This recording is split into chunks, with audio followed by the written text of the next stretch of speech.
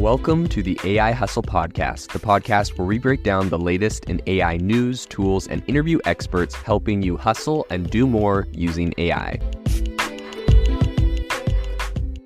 If you've been following the podcast for a while, you'll know that over the last 6 months, I've been working on a stealth AI startup. Of the hundreds of projects I've covered, this is the one that I believe has the greatest potential. So today I'm excited to announce AI Box. AI Box is a no-code AI app building platform paired with the App Store for AI that lets you monetize your AI tools. The platform lets you build apps by linking together AI models like ChatGPT, Midjourney, and 11 Labs. Eventually will integrate with software like Gmail, Trello, and Salesforce, so you can use AI to automate every function in your organization. To get notified when we launch and be one of the first to build on the platform, you can join the waitlist at aibox.ai. The link is in the show notes. We are currently raising a seed round of funding. If you're an investor that is focused on disruptive tech, I'd love to tell you more about the platform.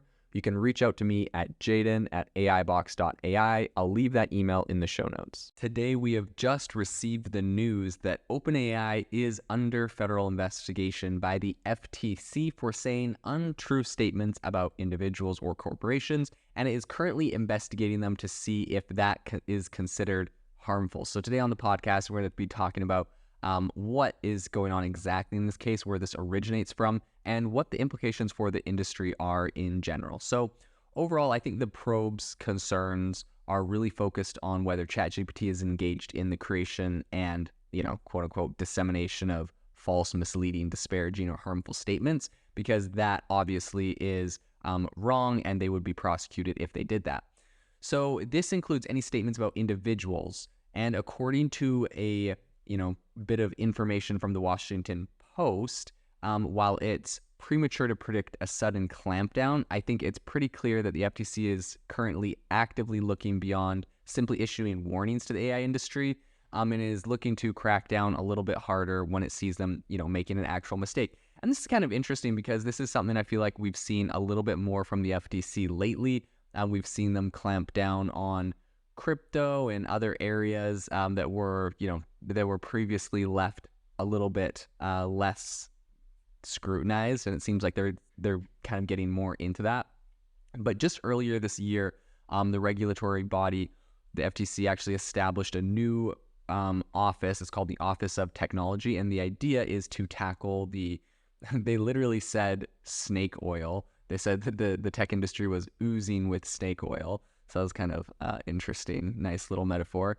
But in any case, shortly after that happened, they actually sent a pretty stern message to AI companies, essentially reminding them that they're being held to the same standards of truth as any other industry, which I think is great. Essentially, they sent a letter saying, if your AI is overstepping, expect us to step in.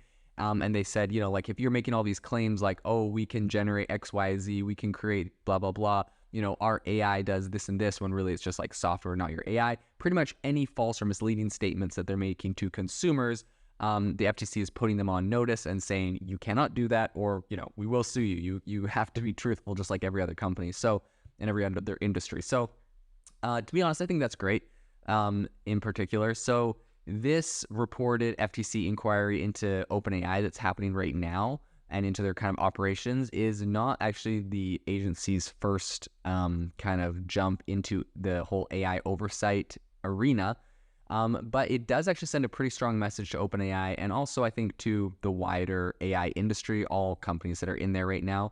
And it's essentially telling them that, the leading companies have to stand ready to back up the claims made by their AI engines. And this is kind of interesting because the first step, it appeared, was sending a letter to all the AI, companies and saying, hey, you can't make misleading claims about the capabilities of your tech. But now it would appear they're saying your tech can't make misleading claims about anyone or any business. And perhaps the third step is they might ratchet it up a notch and say your AI can't make any false or misleading claims, which I'm not here to say whether that's good or bad.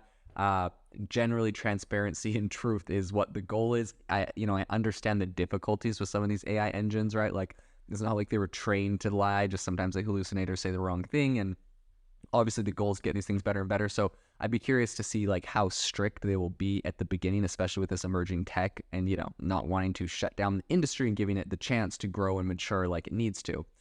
I think these investigations don't materialize out of the blue, which is kind of important. The FTC doesn't really uh, go on these for no reason.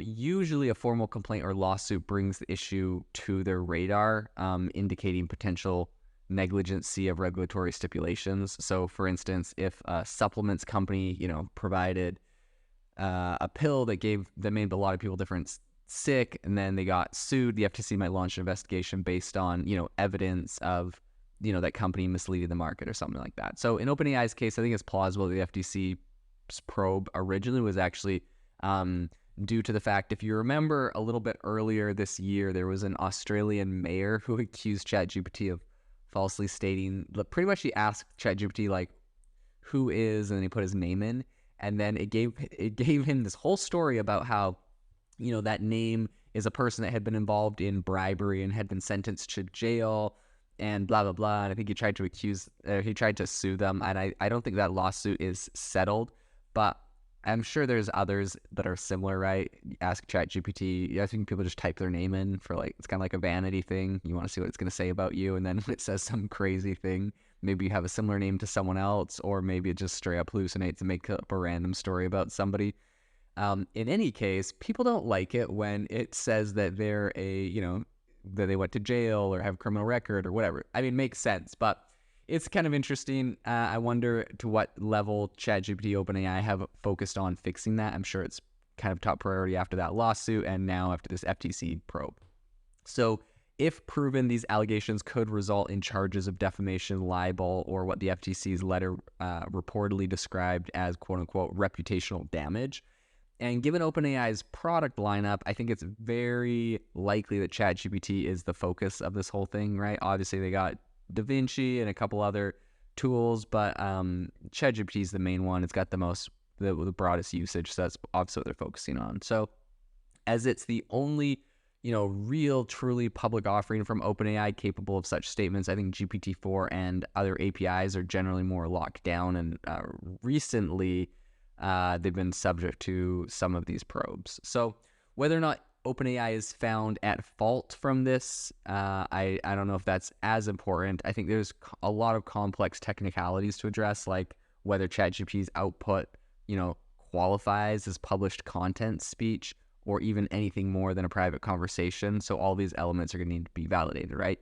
Because if this qualifies as, published content, then yeah, sure, ChatGPT might be defaming people. But if this is free speech, or not even free speech, but like private conversation, you can say whatever you want in private conversation. No one's going to sue you for having a private conversation. This isn't some public statement. You said this person's horrible. You just, low key to your friend said, hey, this guy sucks, I hate him, which I think is a lot less likely to end an actual human in any sort of legal trouble. So I think they'd just try to apply that same precedent. Certainly, I don't think it's too out of the question for a company to be asked to clarify their AI behavior. I think there's a big difference between making an occasional error and also having systematic, false claims or bad things. It's kind of like in my recent reporting on Inflection AI, and how, if you just asked it, if I asked it one, essentially it ascribed, I need to make another report and test this out again. But last time I chatted with Inflection AI, it essentially ascribed to what was called deep ecology, subscribed to deep ecology, where it essentially said that the life of a human was just as important as the life of animal. And, there was no reason you could ever, even if it was going to save a human life, there's no reason why you could ever justify killing a bee to save a human life. It said a bunch of crazy things like that. And, if it was just one comment it made, I'd be like, whatever, it kind of hallucinated. But I probed it from many different angles on a bunch of different animals and scenarios, and it continued to say a lot of the same things, which were very concerning. And so that's something that I would consider more of a systematic error. Some people have told me that they patched that, so I got to go check that out again. If you haven't heard that report, highly recommend you listen to that podcast. In any case, if Microsoft's words, spell checker started labeling people as convicted criminals every now and then, that would definitely be an issue. So it's the same kind of idea. I think despite some, recent setbacks in their attempts to block mergers between big companies like Meta and Microsoft, and companies they're trying to acquire, the FTC has made a lot of strides in holding tech companies accountable for privacy violations and other issues connected to AI. And so this development only underscores their resolve to essentially maintain more of what a quote unquote watchful eye on this whole sector. And I think, overall, I'm happy the FTC is, putting AI companies on notice. I'm happy it's holding the industry accountable. I would hate for the industry to go in any sort of direction that is untruthful. And I think that it's important that we have these regulators, whether they're, actively cracking down or whether they actively need to crack down like some industries, or if they're more of, making these statements to make sure everyone stays in line. I think I would rather, them make the statements ahead of time to keep everyone in line versus waiting till these companies have launched products and then go and try to shut them down after the case, which I feel like I've seen in different sectors. I feel like crypto was a victim of a lot of scenarios there. And of course, there definitely was a lot of fraud and other things in crypto. So people could argue that's a different story. But in any case, I think this will be an interesting area to watch. AI and regulation are a hot topic now, and we'll definitely be following it closely. If you are looking for an innovative and creative community of people using ChatGPT, you need to join our ChatGPT creators community. I'll drop a link in the description to this podcast. We'd love to see you there, where we share tips and tricks of what is working in ChatGPT. It's a lot easier than a podcast, as you can see screenshots, you can share and comment on things that are currently working.